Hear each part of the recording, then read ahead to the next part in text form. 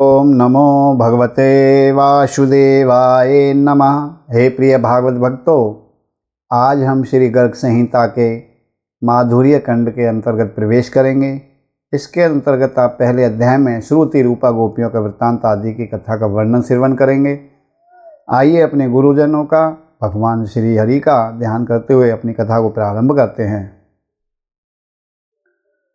ओम श्री गणेशाय नमः। ओम श्री सरस्वत्यै नमः। ओम नमो भगवते वासुदेवाय नमः। कृष्णाय वासुदेवाय हरये परमात्मने प्रणत क्लेशनाशाय गोविंदाय नमो नमः। गुरुर्ब्रह्मा गुरुर्विष्णुर्गुरुदेवो महेश्वरा गुरु साक्षात् परब्रह्मा तस्मै श्री गुरुवे नमः। अज्ञानतिमिरान्धस्य ज्ञान अंजलशलाकया चक्षुरुन्मीलितं येन तस्मै श्री गुरुवे नमः। स्वगुरुं मां विजानीयानानवमन्येत कैर्चित् नैमर्त्यबुद्धया सेवेत सर्वदेवमयो गुरुः। श्री गुरुदेवाय नमः। श्री कृष्णचंद्र भगवान की जय। ओम श्री राधे कृष्णाभ्याम नमः। माधुर्य खंड के प्रथम अध्याय में आप श्रवण करने जा रहे हैं श्रुति रूपा गोपियों का वृत्तांत। भगवान श्री कृष्ण और दुर्वासा मुनि की बातों में संशय तथा कृष्ण भगवान द्वारा उसका निवारण करने की कथा का श्रवण करने जा रहे हैं। आइए प्रारंभ करते हैं। अत से कुसुमोपमे कांतिर्यमुना यमुनाकुल कदम्ब मूलवर्ती नवगोप वधो विलासशाली वनमाली वितनोतु मंगलानी। अर्थात जिनकी अंग कांति को अलसी के फूल की उपमा दी जाती है, जो यमुना के अनुकूलवर्ती कदम्ब वृक्ष के मूल भाग में विद्यमान हैं तथा नूतन गोपांगनाओं के साथ लीला विलास करते हुए अत्यंत शोभा पा रहे हैं, वे वनमाली श्री कृष्ण भगवान मंगल का विस्तार करें।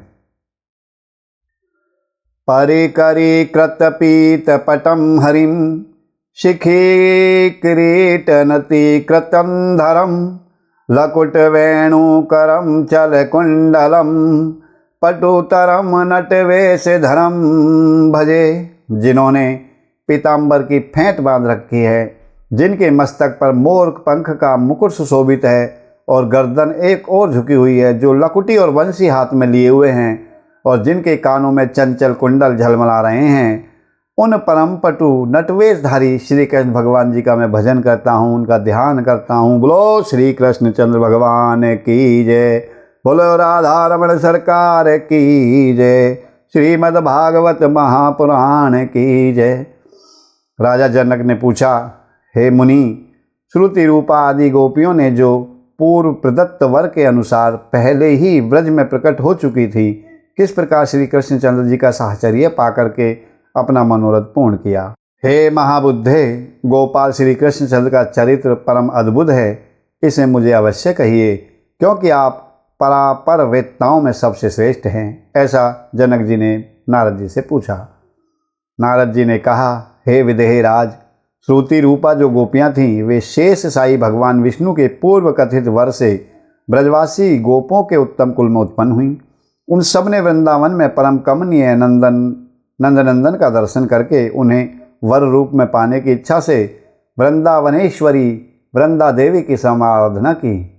वृंदा के दिए हुए वर से भक्त वत्सल भगवान श्री हरि उनके ऊपर शीघ्र प्रसन्न हो गए और प्रतिदिन उनके घरों में रास क्रीड़ा के लिए जाने लगे। हे नरेश्वर, एक दिन रात में दोपहर बीत जाने पर भगवान श्री कृष्ण रास के लिए उनके घर गए।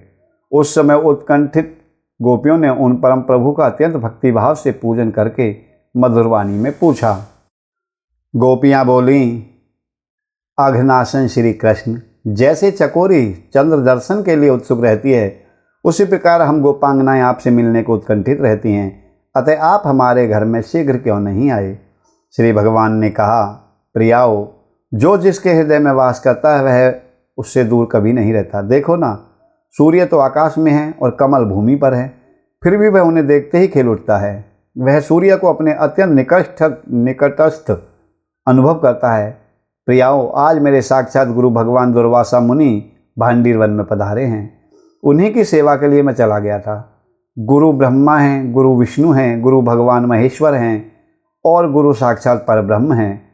उन श्री गुरु को मेरा नमस्कार है। अज्ञान रूपी रतौंधी से अंधे हुए मनुष्य की दृष्टि को जिन्होंने ज्ञान के अंजन की सलाका से खोल दिया है, उन श्री गुरुदेव को मेरा प्रणाम है, नमस्कार है। अपने गुरु को मेरा स्वरूप ही समझना चाहिए और कभी उनकी अवहेलना नहीं करनी चाहिए।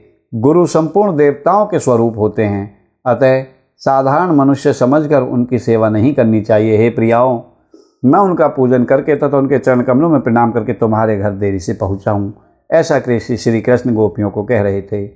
श्री नारद जी कहते हैं, राजन, श्री कृष्ण का यह उत्तम वचन सुनकर समस्त गोपांगनाओं को बड़ा विस्मय हुआ। वे हाथ जोड़कर सिर झुकाकर श्री कृष्ण से बोली। गोपियों ने कहा, प्रभु, ये तो बड़े आश्चर्य की बात है।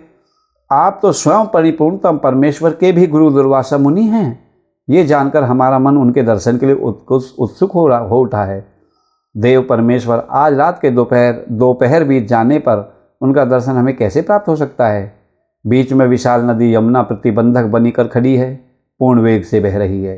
अतः हे देव, बिना किसी नाव के यमुना जी को पार करना कैसे संभव होगा? श्री भगवान बोले, प्रियाओं, यदि तुम लोगों को अवश्य ही वहां जाना है तो यमुना जी के पास जाकर के पहुंचकर मार्ग प्राप्त करने के लिए इस प्रकार कहना। यमुना जी से ऐसी वंदना, ऐसी प्रार्थना करना, यदि कृष्ण बाल ब्रह्मचारी और सब प्रकार के दोषों से रहित हैं तो सरिताओं में श्रेष्ठ यमुना जी हमारे लिए मार्ग दे दो। आप ऐसी विनती यमुना जी से करना। ये बात कहने पर यमुना तुम्हें स्वतः ही मार्ग दे देंगी। उस मार्ग से तुम सभी ब्रजांगनाएं सुखपूर्वक चली जाना। नारद जी कहते हैं, राजन, उनका यह वचन सुनकर सभी गोपियां अलग अलग विशाल पात्रों में 56 भोग लेकर के यमुना जी के तट पर गईं और सिर झुकाकर उन्होंने श्री कृष्ण की कही हुई बात यमुना जी से प्रार्थना रूप में दोहरा दी। मिथिलेश्वर फिर तो तत्काल यमुना जी ने उन गोपियों के लिए अपनी बहती हुई जलधारा के बीचों बीच एक मार्ग दे दिया। उस मार्ग से सभी गोपियां अत्यंत विस्मित होकर के भांडीर वट के पास पहुंची। वहां उन्होंने दुर्वासा मुनि की परिक्रमा की और उनके आगे बहुत सी भोजन सामग्री रखकर उनका दर्शन किया। फिर सब के सब कहने लगी, मुनि, पहले मेरा अन्न ग्रहण कीजिए, पहले मेरा अन्न भोजन कीजिए। इस तरह परस्पर विवाद करती हुई गोपियों का भक्ति सूचक भाव जानकर मुनिशेष दुर्वासा ने यह विमल वचन कहा। ऋषि दुर्वासा जी बोले, गोपियों में कृतकृत्य परमहंस हूँ, निष्क्रिय हूँ, इसलिए तुम अपना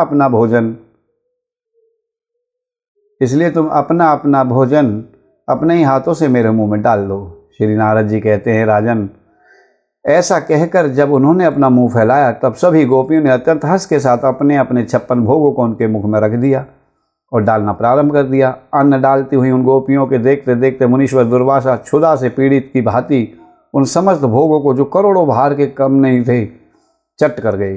गोपियां आश्चर्यचकित होकर के एक दूसरे की ओर देखने लगीं। नृपश्रेष्ठ, इस तरह उनके सारे बर्तन खाली हो गए, पूरा भोजन समाप्त हो गया। इसके पश्चात उन परम शांत और भक्त वत्सल मुनि को विस्मित हुई सभी गोपियों ने पूर्ण मनोरथ होकर के प्रणाम किया और इस प्रकार से कहा। गोपियों ने कहा, मुनि, यहाँ आने से पूर्व श्री कृष्ण की कही हुई बात दोहराकर मार्ग मिल जाने से यमुना जी को पार करके हम लोग आपके समीप दर्शन की शुभ इच्छा लेकर यहाँ आई थी। अब इधर से हम कैसे जाएंगे, यह महान संदेह हमारे मन में हो गया है। अतः आप ही ऐसा कोई उपाय कीजिए जिससे मार्ग हल्का हो जाए। मुनीश्वर श्री दुर्वासा जी बोले, गोपियों, तुम सब यहाँ से सुखपूर्वक चली जाओ। जब यमुना जी के किनारे पहुँचो तब मार्ग के लिए इस प्रकार कहना। यदि दुर्वासा मुनि इस भूतल पर केवल दुर्वा का रस पी करके रहते हों, कभी अन्न और जल न लेकर के व्रत का पालन करते हों, तो सरिताओं की शिरोमणि यमुना जी हमें मार्ग दे दो। ऐसी बात कहने पर यमुना जी तुम्हें स्वतः मार्ग दे देंगी।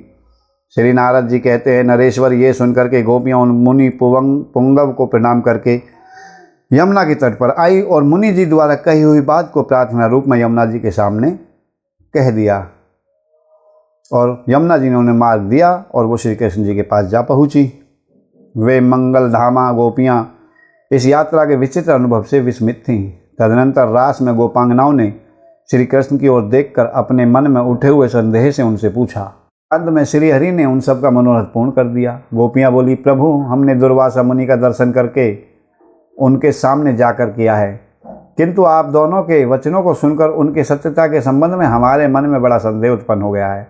जैसे गुरु जी असत्यवादी हैं, उसी तरह चेला जी भी मिथ्यावादी हैं, इसमें संशय नहीं है। अग्नासन, आप तो गोपियों के उपपति और बचपन से ही रसिक हैं, फिर आप बाल ब्रह्मचारी कैसे हुए, ये हमें स्पष्ट बताइए। और हमारे सामने बहुत सा अन्न, भार के भार 56 भोग खा जाने वाले ये दुर्वासा मुनि कैसे दूरवा का रस पी करके रहने वाले कैसे हैं, कैसे जिए हैं। ब्रजेश्वर, हमारे मन में ये भारी संदेह हो उठा है। श्री भगवान कहते हैं, गोपियों में ममता और अहंकार से रहित, सबके प्रति समान भाव रखने वाला, सर्वव्यापी, सबसे उत्कृष्ट, सदा विषमता शून्य तथा प्राकृत गुणों से रहित हूँ, इसमें संशय नहीं है। तथापि जो भक्त मेरा जिस प्रकार भजन करते हैं, उनका उसी प्रकार मैं भी भजन करता हूँ। इसी प्रकार ज्ञानी साधु महात्मा भी सदा विषम भावना से रहित होते हैं। योग युक्त विद्वान पुरुष को चाहिए कि वह कर्मों में आसक्त हुए अज्ञानी जनों में बुद्धि भेद न उत्पन्न करे, उनसे सदा समस्त कर्मों का सेवन ही किया करे। जिस पुरुष के सभी समारंभ, आयोजन, कामना और संकल्प से शून्य होते हैं, उनके सारे कर्म ज्ञान रूपी अग्नि में दग्ध हो जाते हैं, अर्थात उनके लिए वे कर्म बंधन कारक नहीं होते। ऐसे पुरुष को ज्ञानी जन पंडित तत्व कहते हैं। जिसके मन में कोई कामना नहीं है, जिसने चित्त और बुद्धि को अपने वश में कर रखा है तथा जो समस्त संग्रह परिग्रह छोड़ चुका है, वह केवल शरीर निर्वाह संबंधी कर्म करता हुआ किलविश अर्थात कर्मजनित शुभाशुभ फल को नहीं प्राप्त होता। इस संसार में ज्ञान के समान पवित्र दूसरी कोई वस्तु नहीं है। योग सिद्ध पुरुष समय के अनुसार स्वयं ही अपने आप में उस ज्ञान को प्राप्त कर लेता है, जो समस्त कर्मों को ब्राह्मण अर्पण करके आसक्ति छोड़कर कर्म करता है। वह पाप से उसी प्रकार लिप्त नहीं होता जैसे कमल का पत्र जल से। इसलिए दुर्वासा मुनि तुम सबके हित साधन में तत्पर होकर बहुत खाने वाले हो गए। स्वतः उन्हें कभी भोजन की इच्छा नहीं होती, वे केवल परिमित दुर्वा रस का ही आहार करते हैं। नारद जी कहते हैं, मिथिलेश्वर श्री कृष्ण का ये वचन सुनकर समस्त गोपियों का संशय नष्ट हो गया। वे श्रुति रूपा गोपांगनाएं ज्ञानमयी हो गई।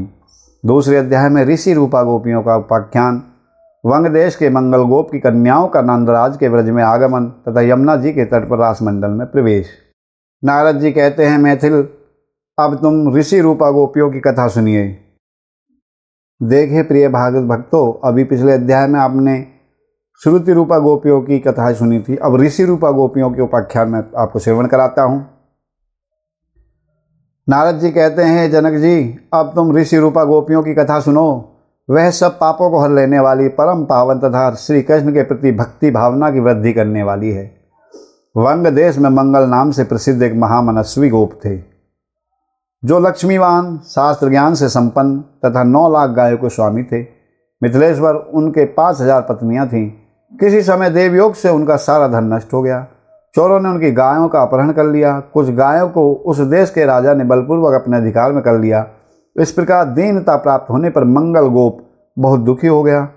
उन्हीं दिनों श्री रामचंद्र जी के वरदान से स्त्री भाव को प्राप्त हुए दंडकारण्य के निवासी ऋषि उसकी कन्याएं हो गए। उस कन्या समूह को देखकर दुखी गोप मंगल और भी दुख में डूब गया और आधी व्याधि से व्याकुल रहने लगा। उसके मन में इस प्रकार कहा। मंगल बोला, क्या करूं, कहाँ जाऊं, कौन मेरा दुख दूर करेगा। इस समय मेरे पास ना तो लक्ष्मी है, ना ऐश्वर्य है, ना कुटुंबीजन है और न कोई बल ही है। हाय, धन के बिना इन कन्याओं का विवाह कैसे होगा। जहाँ भोजन में भी संदेह हो, खाने के लाले पड़े हों, वहाँ धन की कैसी आशा। दीनता तो थी ही, काकतालीय न्याय से कन्याएं भी इस घर में आ गईं। इसलिए किसी धनवान और बलवान राजा को ये कन्याएं अर्पित करूँगा, तभी इन कन्याओं को सुख मिलेगा। नारद जी कहते हैं, राजन, इस प्रकार उन कन्याओं की कोई परवाह न करके उसने अपनी ही बुद्धि से ऐसा निश्चय कर लिया और उसी पर डटा रहा। उन्हीं दिनों मथुरा मंडल से एक गोप उसके यहाँ आया। वह तीर्थयात्री था। उसका नाम था जय। वह बुद्धिमानों में श्रेष्ठ और वृद्ध था। उसके मुख से मंगल ने नंदराज के अद्भुत वैभव का वर्णन सुना। दीनता से पीड़ित मंगल ने बहुत सोच विचार कर अपनी चारों लोचना कन्याओं को नंदराज के ब्रजमंडल में भेज दिया। नंदराज के घर में जाकर वे रत्न में आभूषणों से विभूषित कन्याएं उनके गोष्ठ में गायों का गोबर उठाने का कार्य करने लगीं। वहाँ सुंदर श्री कृष्ण जी को देखकर उन कन्याओं को अपने पूर्व जन्म की बातों की स्मरण हो आया और वे श्री कृष्ण की प्राप्ति के लिए नित्य यमुना जी की सेवा पूजा करने लगी। उसके उपरांत एक दिन श्यामल अंगों वाली विशाल लोचना यमुना जी उन सबको दर्शन दिए वर प्रदान करने के लिए उद्यत हुई। उन गोप कन्याओं को यह वर मांगा उन सभी गोप कन्याओं ने ये वर मांगा कि हे ब्रजेश्वर नंदराज के पुत्र श्री कृष्ण हमारे पति हों। तब तथास्तु कहकर यमुना जी वहाँ से अंतर्ध्यान हो गई। वे सब कन्याएं वृंदावन में कार्तिक पूर्णिमा की रात को रासमंडल में पहुंची। वहाँ श्रीहरि ने उनके साथ उसी तरह विहार किया जैसे देवांगनाओं के साथ देवराज इंद्र किया करते हैं। तीसरे अध्याय में मैथिली रूपा गोपियों का आख्यान, चीरहरण लीला और वरदान प्राप्ति। श्री नारद जी कहते हैं, राजन मिथिलेश्वर, अब मिथिला देश में उत्पन्न गोपियों का आख्यान सुनो। यह दशाश्वमेघ तीर्थ पर स्नान का फल देने वाला और भक्ति को भाव को बढ़ाने वाला है।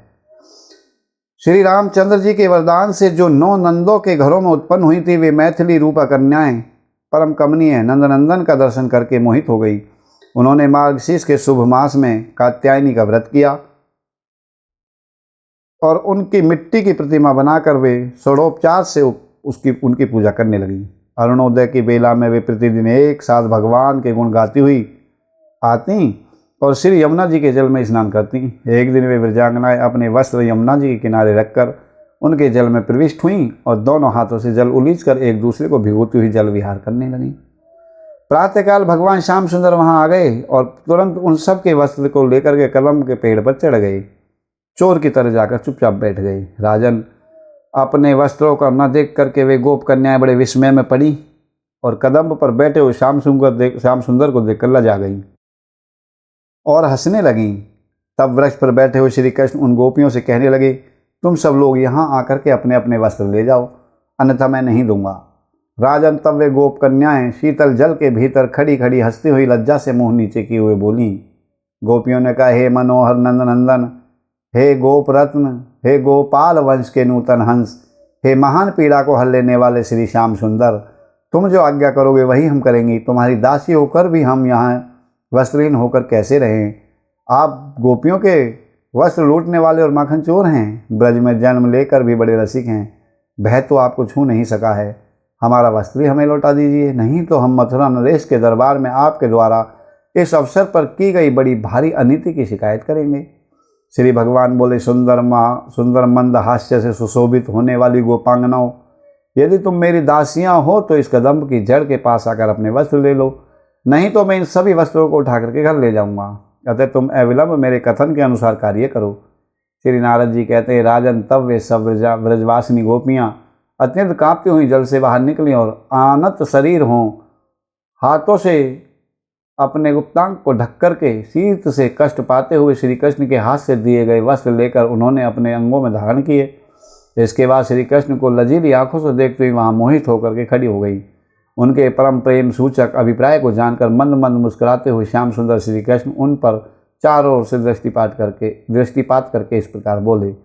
श्री भगवान ने कहा, गोपांगनाओं, तुमने मार्गशीर्ष मास में मेरी प्राप्ति के लिए जो कात्यायनी व्रत किया है वह अवश्य सफल होगा, इसमें संशय नहीं है। परसों दिन में वन के भीतर यमुना के मनोहर तट पर मैं तुम्हारे साथ रास करूँगा, जो तुम्हारा मनोरथ होगा वो पूर्ण कर दूंगा।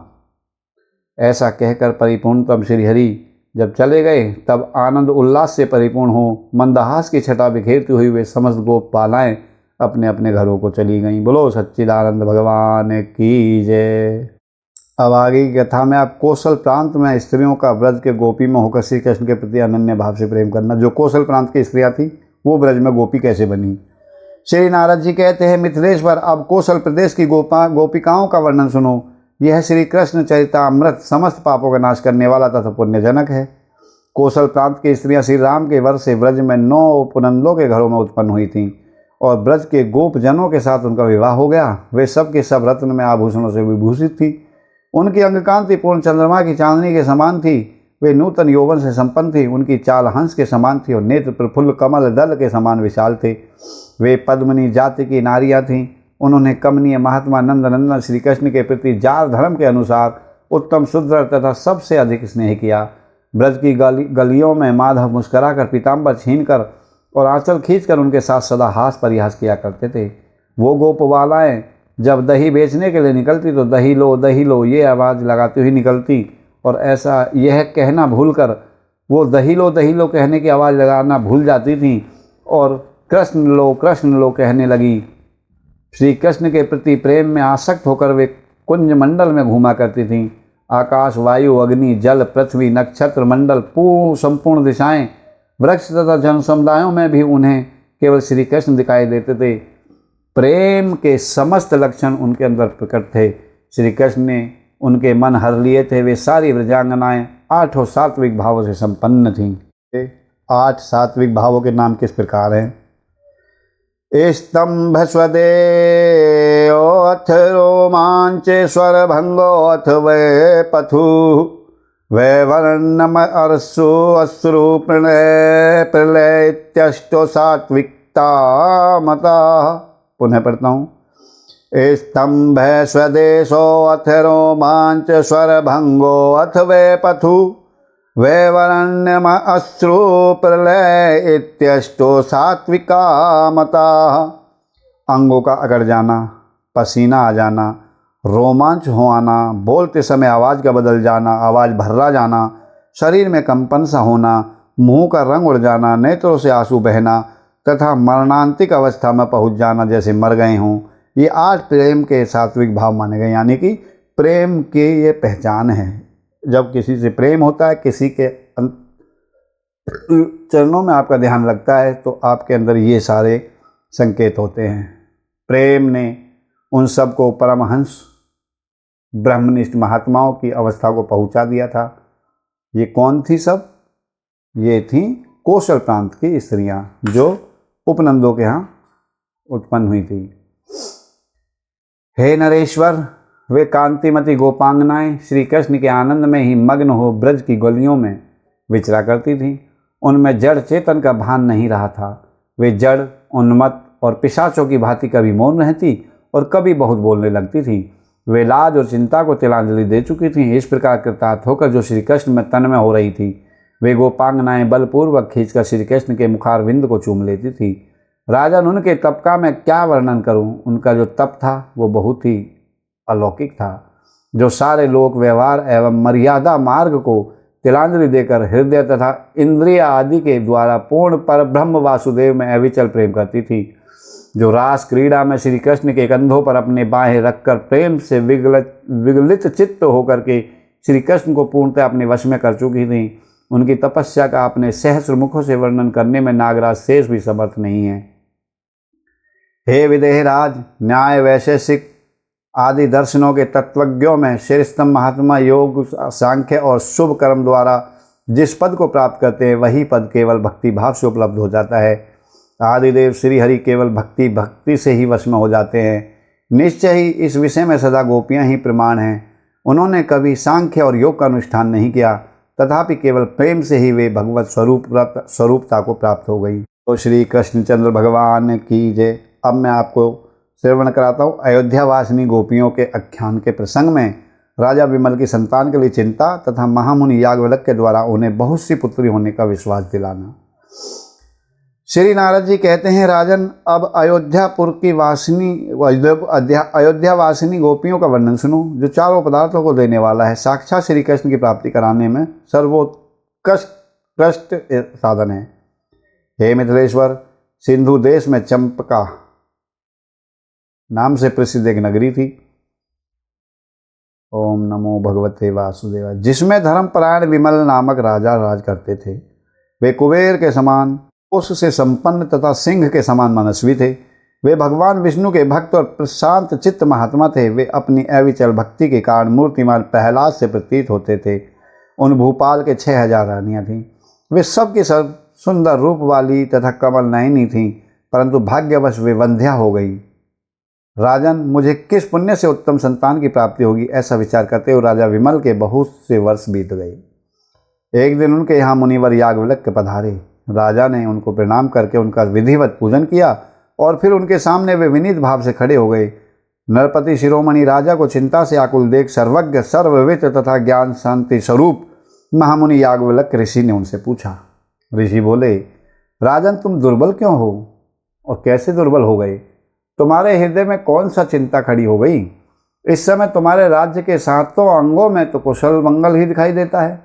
विमल ने कहा, ब्राह्मण आप अपनी तपस्या एवं दिव्य दृष्टि से क्या नहीं जानते, तथापि आपकी आज्ञा का गौरव मानकर मैं अपना कष्ट बता रहा हूँ। मुनि श्रेष्ठ, मैं संतानहीनता के दुख से चिंतित हूँ। कौन सा तप और दान करूँ जिससे मुझे संतान की प्राप्ति हो? नारद जी कहते हैं, राजा विमल की यह बात सुनकर याज्ञवल्क्य मुनि ने नेत्र ध्यान में स्थित हो गए। वे मुनि श्रेष्ठ भूत और वर्तमान का चिंतन करते हुए दीर्घ काल तक ध्यान में मग्न रहे। याज्ञवल्क्य ऋषि ने फिर बोला, राजेंद्र, इस जन्म में तो तुम्हारे भाग्य में पुत्र नहीं है, परंतु नृपश्रेष्ठ तुम्हें पुत्रियां करोड़ों की संख्या में प्राप्त होंगी। राजा ने कहा, मुनीन्द्र, पुत्र के बिना कोई भी इस भूतल पर पूर्वजों के ऋण से मुक्त नहीं होता। पुत्रहीन के घर में सदा ही व्यथा बनी रहती है। उसे इस लोक या परलोक में कुछ भी सुख नहीं मिलता। याज्ञवल्क्य ऋषि बोले, राजेंद्र, खेद न करो, भविष्य में भगवान श्री कृष्ण का अवतार होने वाला है। तुम उन्हीं को दहेज के साथ अपनी सब पुत्रियां समर्पित कर देना। नृपश्रेष्ठ, उसी कर्म से तुम देवताओं, ऋषियों तथा पितरों के ऋण से छूटकर परम मोक्ष को प्राप्त कर लोगे। श्री नारद जी कहते हैं, महामुनि का ये वचन सुनकर उस समय राजा को बड़ी प्रसन्नता हुई। उन्होंने महर्षि याज्ञवल्क्य से पुनः अपना संदेह पूछा। राजा बोले, मुनीश्वर, कितने वर्ष बीतने पर किस देश में और किस कुल में साक्षात श्री हरि अवतार ग्रहण करने वाले हैं? उनका रंग कैसा होगा, रूप कैसा होगा? याज्ञवल्क्य ऋषि बोले, महाबाहो, इस द्वापर के जो अवशेष वर्ष हैं उन्हीं में तुम्हारे राज्यकाल से 115 वर्ष व्यतीत होने पर यादवपुरी मथुरा में यदुकुल के भीतर भाद्रपद मास में कृष्ण पक्ष बुधवार रोहिणी नक्षत्र हर्षण योग वृष लग्न वैवस्करण और अष्टमी तिथि में आधी रात के समय चंद्रोदय काल में, जबकि सब कुछ अंधकार से आच्छन्न होगा, वासुदेव भगवान भवन में माता देवकी के गर्भ से साक्षात श्रीहरि का आविर्भाव होगा। ठीक उसी तरह जैसे यज्ञ में अरणी काष्ठ से अग्नि का प्राकट्य होता है, भगवान के वक्षस्थल पर श्रीवत्स का चिन्ह होगा। उनकी अंग कांति और मेघ के समान श्याम होगी। वे वनमाला से अलंकृत और अतीब सुंदर होंगे। पीताम्बरधारी, कमल नयन तथा अवतार काल में चतुर्भुज होंगे। तुम उन्हें अपनी कन्याएं दे देना। तुम्हारी आयु अभी बहुत है, तुम उस समय तक जीवित रहोगे, इसमें कोई संशय नहीं है।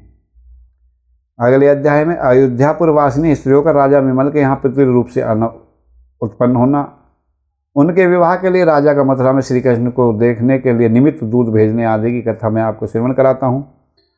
नारद जी कहते हैं, राजन, ऐसा कहकर जब साक्षात महामुनि याज्ञवल्क्य चले गए, तब चंपका नगरी के स्वामी राजा विमल को बड़ा हर्ष हुआ, खुशी हुई, प्रसन्नता हुई। अयोध्यापुर वासिनी स्त्रियां श्री राम के वरदान से उनकी रानियों के गर्भ से पुत्री रूप में प्रकट हुईं। वे सभी राजकन्याएं बड़ी सुंदर थीं।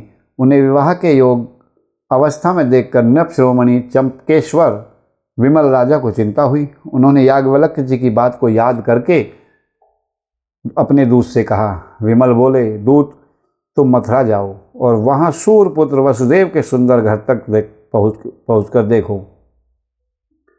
वसुदेव का कोई बहुत सुंदर पुत्र होगा, उसके वक्षस्थल में श्रीवत्स का चिन्ह होगा, अंग कांति मेघमाला की भांति श्याम होगी तथा वह वनमालाधारी एवं चतुर्भुज होगा। यदि ऐसी बात हो तो मैं उसके हाथ में अपनी समस्त सुंदरी कन्याओं का वरदान कर दूंगा। श्री नारद जी कहते हैं, राजन, महाराज विमल की यह बात सुनकर वह दूत मथुरापुरी में गया और मथुरा के बड़े बड़े लोगों से उसने सारी अभीष्ट बातें पूछी। उसकी बात सुनकर मथुरा के बुद्धिमान लोग जो कंस से डरे हुए थे, उस दूत को एकांत में ले जाकर उसके कान में बहुत धीमे स्वर में बोले।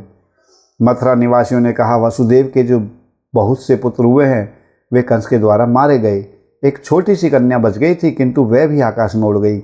वसुदेव यहीं रहते हैं, किंतु पुत्रों से बिछुड़ जाने के कारण उनके मन में बड़ा दुख है। इस समय जो बात तुम हम लोगों से पूछ रहे हो उसे और कहीं न कहना, क्योंकि इस नगर में कंस का बड़ा भय है। मथुरापुरी में जो वसुदेव की संतान के संबंध में कोई बात करता है, उससे उनके 8वें पुत्र का शत्रु कंस भारी दंड देता है। श्री नारद जी कहते हैं, राजन, जनसाधारण की ये बात सुनकर दूत चंपकापुरी में लौट गया। वहाँ जाकर राजा से उसने वह सब अद्भुत संवाद कह सुनाया। राजदूत बोला, महाराज, मथुरा में सूर्यपुत्र वसुदेव अवश्य है, किंतु संतानहीन होने के कारण अत्यंत दीन की भांति जीवन व्यतीत कर रहे हैं। सुना है कि पहले उनके अनेक पुत्र हुए थे जो कंस के हाथ से मारे गए, और एक कन्या बची थी, किंतु वो भी कंस के हाथ से छूटकर आकाश में उड़ गई। ये कहानी, यह वृत्तांत सुनकर मैं यदुपुरी से धीरे धीरे बाहर निकला। वृंदावन में कालिंदी के सुंदर एवं रमणीय तट पर विचरते हुए मैंने लताओं के समूह में अकस्मात एक शिशु देखा। हे राजन, गोपों के मध्य दूसरा कोई ऐसा बालक नहीं था जिसके लक्षण उसके समान हों। उस बालक के वक्षस्थल पर श्रीवत्स का चिन्ह था। उसकी अंगकांति मेघ के समान श्याम थी और वह वनमाला धारण किए अत्यंत सुंदर दिखाई देता था। परंतु अंतर इतना ही था कि उस गोप बालक के 2 ही बाहें थीं, और आपने वसुदेव कुमार श्री हरि को चतुर्भुज बताया था। हे नरेश्वर, बताइए आप क्या करना चाहिए, क्योंकि मुनि की बात झूठी नहीं हो सकती। प्रभु, जहाँ जहाँ जिस तरह आपकी इच्छा हो उसके अनुसार वहाँ मुझे भेज दीजिए, मैं सब पता करूँगा।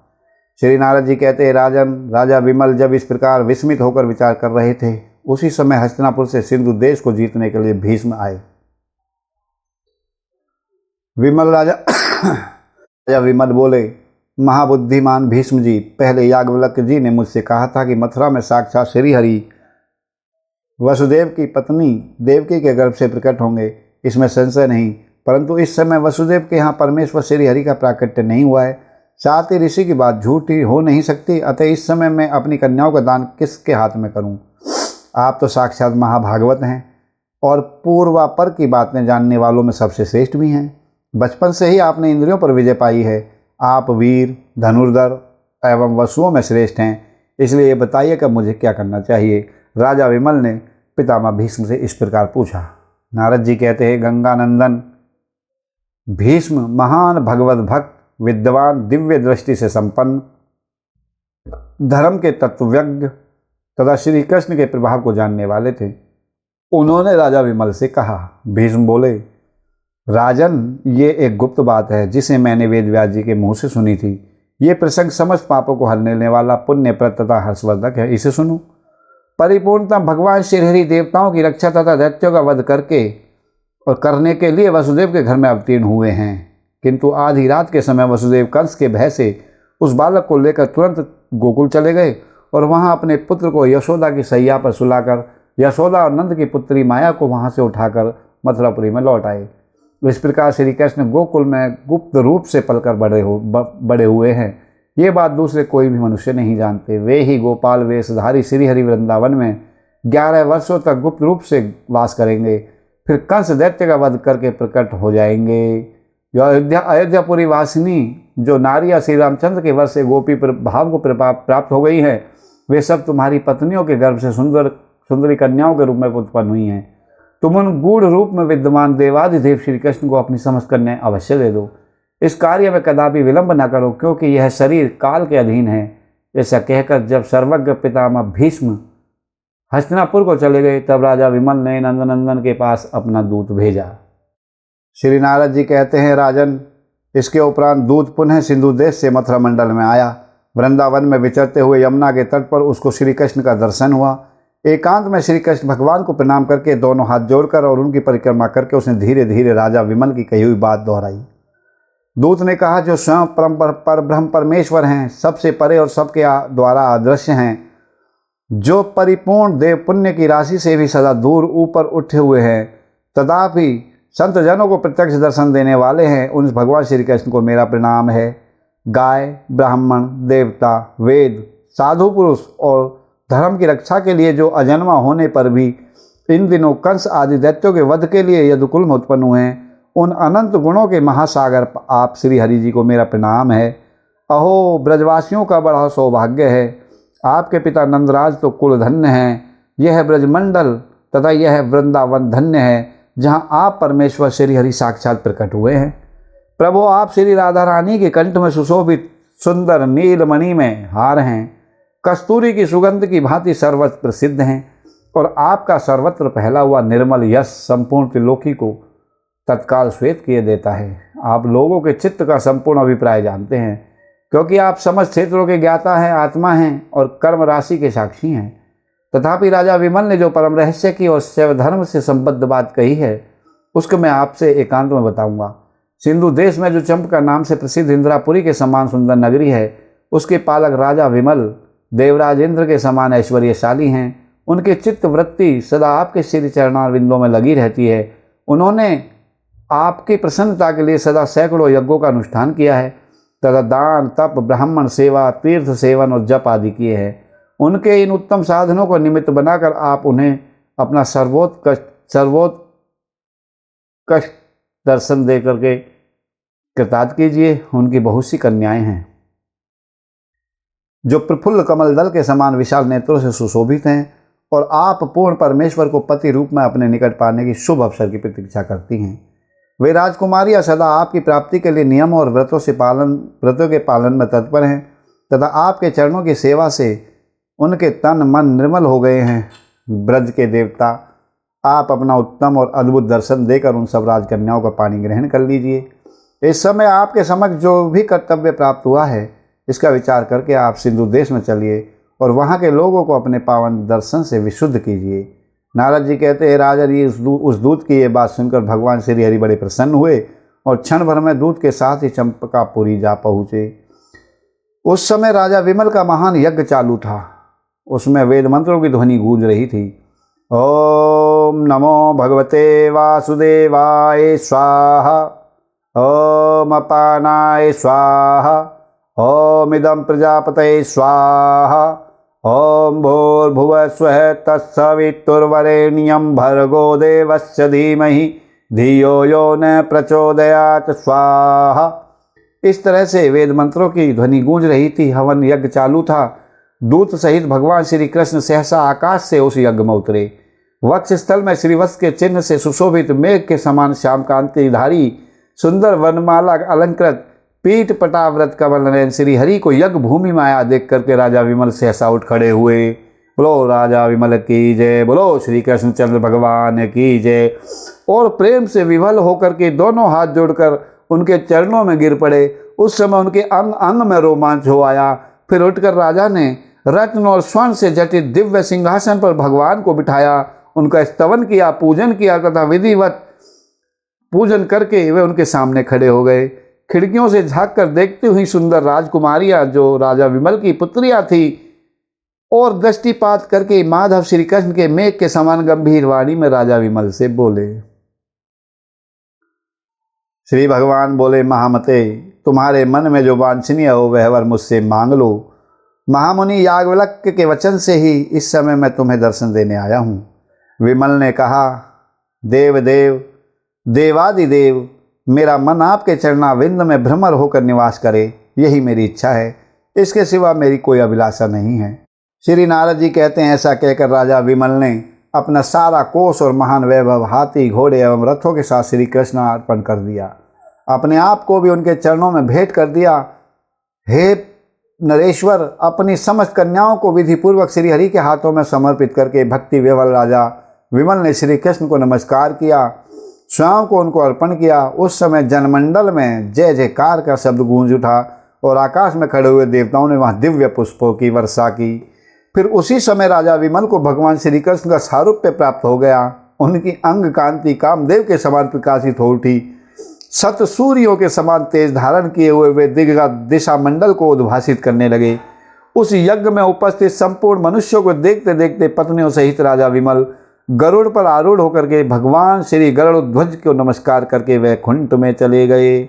इस प्रकार राजा को मोक्ष प्रदान करके स्वयं भगवान श्री कृष्ण उनकी सुंदर कुमारियों को साथ लेकर के ब्रजमंडल में आ गए। वहाँ रमणीय कामवन में जो दिव्य मंदिरों से सुशोभित था, वे सुंदरी कृष्ण प्रियाएं आकर के रहने लगी और भगवान के साथ कंदुक क्रीड़ा से मन बहलाने लगी।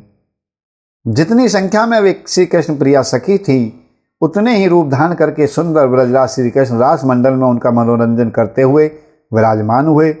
उस राजमंडल में उन विमल कुमारियों के नेत्रों से जो आनंद जनित जल बिंदु अच्युत होकर गिरे, उन सब से वहाँ एक विमल कुंड नाम का तीर्थ प्रकट हो गया। बोलो विमल कुंड की जय, जो सब तीर्थों में उत्तम है। नृपेश्वर, विमल कुंड का दर्शन करके उसका जल पीकर तथा उसमें स्नान पूजन करके मनुष्य मेरु पर्वत के समान विशाल पाप को भी नष्ट कर डालता है और गोलोक धाम को जाता है। जो मनुष्य अयोध्या वासिनी गोपियों के इस कथन को सुनेगा, इस कथा का श्रवण करेगा, वह योगी दुर्लभ परम धाम गोलोक में जाएगा। बोलो गोलोक धाम की जय, श्री कृष्णचंद्र भगवान की जय। तो हे प्रिय भागवत भक्तों, आज आपने इस प्रकार श्रुति रूपा गोपियाँ, ऋषि रूपा गोपियाँ, मैथिली रूपा गोपियाँ, कौशल प्रांतीय रूपा गोपियाँ, अयोध्या वासिनी गोपियाँ, अयोध्या वासिनी गोपियों का राजा विमल के यहाँ जन्म आदि की कथा का श्रवण किया। भगवान श्री कृष्ण द्वारा राजा विमल को दर्शन देना, मोक्ष देने आदि की कथा आपने श्रवण की। ये श्री गर्ग संहिता के माधुर्य खंड के अंतर्गत आपने कथा श्रवण की। इस कथा को जो सुनता है, सुनाता है, वह तीनों लोकों में यश प्राप्त करता है और मोक्ष प्राप्त करते हुए श्री कृष्णचंद्र जी के गोलोक धाम का निवासी होता है। बोलो श्री कृष्णचंद्र भगवान की जय। हम अपनी आज की कथा को यही विराम देते हैं। कल फिर हम 8वें अध्याय में प्रवेश करेंगे। यज्ञ सीता स्वरूपा गोपियों के पूछने पर श्री राधा जी श्री कृष्ण की प्रसन्नता के लिए एकादशी व्रत का अनुष्ठान बताती हैं और उसकी विधि, नियम और महात्म्य का वर्णन आदि कथा मैं आपको कल श्रवण कराऊंगा। आइए अब हम श्री हरि की, भगवान श्री कृष्ण की आरती करते हुए आज की कथा को विश्राम देते हैं। आरती कुंज बिहारी की, श्री गिरधर कृष्ण मुरारी की। आरती कुंज बिहारी की, श्री गिरधर कृष्ण मुरारी की। गले में वैजंती माला, बजावे मुरली मधुर ग्वाला। श्रवण में कुंडल झलकाला, नंद के आनंद नंद लाला। गगन समय अंग कांति काली, श्री राधे चमक रही आली। लतन में ठाड़े बन माली, बिरमार से अलख चंद्र से झलक ललित छवि श्यामा प्यारी की। आरती कुंज बिहारी की, श्री गिरधर कृष्ण मुरारी की। कनक में मोर मुकुट बिल से, देवता दर्शन को तरसे। गगन से सुमन रास बरसे, बजे मोर चंग और मेरे दंग। ग्वाल निसंग लाज रखे गोप कुमारी की। आरती कृष्ण मुरारी की, श्री गिरधर कृष्ण मुरारी की। आरती कुंज बिहारी की, श्री गिरधर कृष्ण मुरारी की। जहाँ सुर निकली भव गंगा, यकल मल हरनी श्री गंगा। सुमिरन से होते मोह भंगा, बसी शिव शीश जटा के बीच। हरे अध कीच चरण छवि श्री बनवारी की। आरती कुंज बिहारी की, श्री गिरधर कृष्ण मुरारी की। चमकती उज्ज्वल तट रेणु, बज रही वृंदावन वेणु। चहूँ दिशि गोपी ग्वाल धैनु, हसत मृदु मंद चांदनी चंद। कटत भव फंद टेर सुन दीन भिकारी की। आरती कुंज बिहारी की, श्री गिरधर कृष्ण मुरारी की। आरती बांके बिहारी की, श्री गिरधर कृष्ण मुरारी की। बोलो बांके बिहारी लाल की जय, राधा रमण सरकार की जय। जय जय श्री राधे, जय जय श्री राधे, जय जय श्री राधे।